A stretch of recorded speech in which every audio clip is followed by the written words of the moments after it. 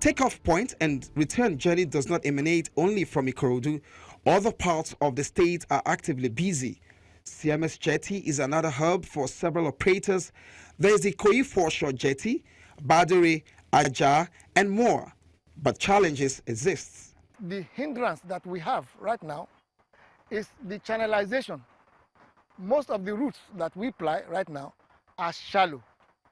So we need the assistance of government, just as they are helping to build roads, to help in channelizing, doing channelization on to make the waterways freer and more conducive. So far, the government, what we initially believe that the operation is going to be, that is going to be a kind of a partnership. Maybe they will provide all the platform for the operator to operate.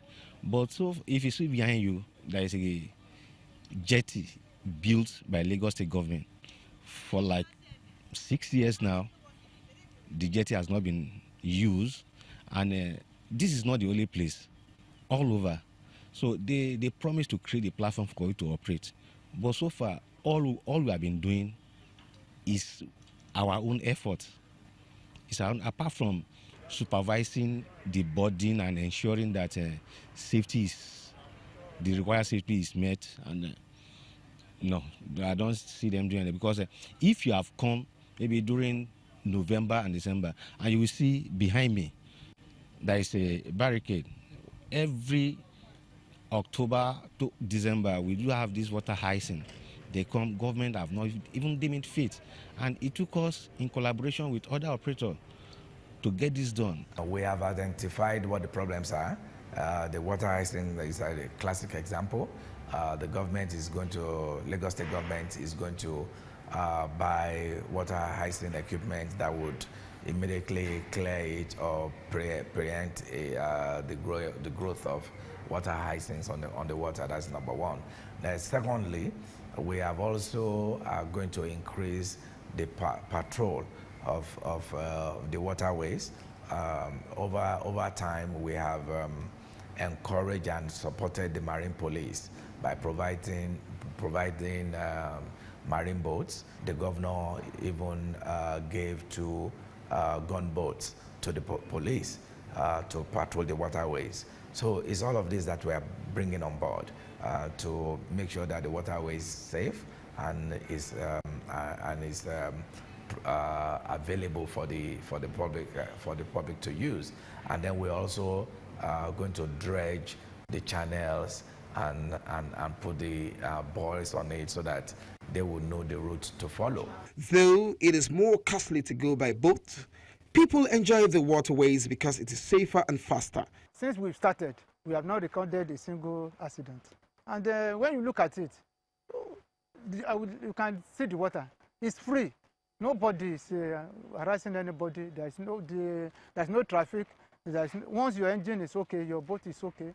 No other thing. And you see, the problem that Nigerians don't actually realize is that even if there is going to be an accident on water stuff that will affect a water boat, you will find out that there are several boats that are around to revive or to support that boat under distress. So it's always very difficult to have that accident recorded on marine transportation. It's always very difficult, very, very minor. In a year, you may not have more than 1 or 2 in a year. So because you have other boats that are around, the signals are there. Most of the boats, they have their marine radio that they can use to communicate. And apart from that, as you are at a terminal, you are also watching for the Apapa Marina. You're also watching the other end. So if there's going to be any distress call, there are several boats that will support. And before you know it, there won't be any accident. Water transportation is very safe. If you can operate for more than 13 years and you have not recorded a single mishap, it shows that it is a safe means of transportation. It's just that people need to be educated and encouraged to try it out. Most people, like he said, have this water phobia. They think of drowning, they think of sinking, because the films that they show us from the Western world are films of wreckages. They don't show films of where there's no accident. So when people see accident on water in the films, they think it's the same thing everywhere. No, this is inland waterways. We are not on the high sea. Inland waterways is very cool and calm. So the possibility of accidents is minimal. A boat trip from Ikorodu to Lagos Island, which takes between 20 to 25 minutes on the average, costs around 600 at Ebute and 500 at Majidu. The same trip takes between 2 to 3 hours by road, depending on the traffic, and costs 300 naira.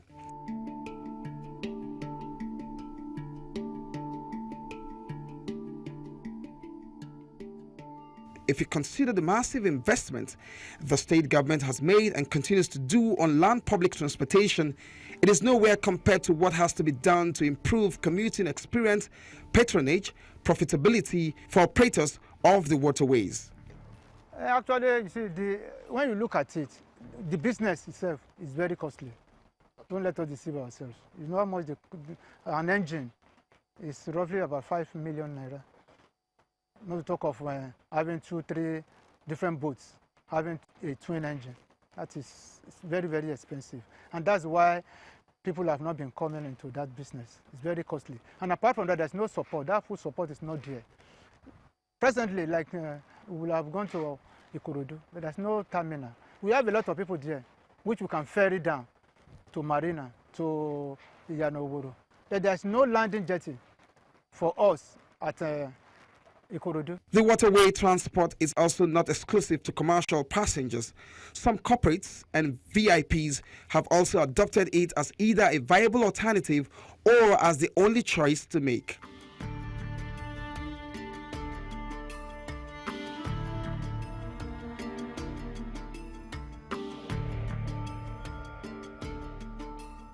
Most of the free trade zone area of the state, for instance, can only be accessed through water, which has again created an outsourcing business guarantee for some of the boat operators who are now involved in charter services.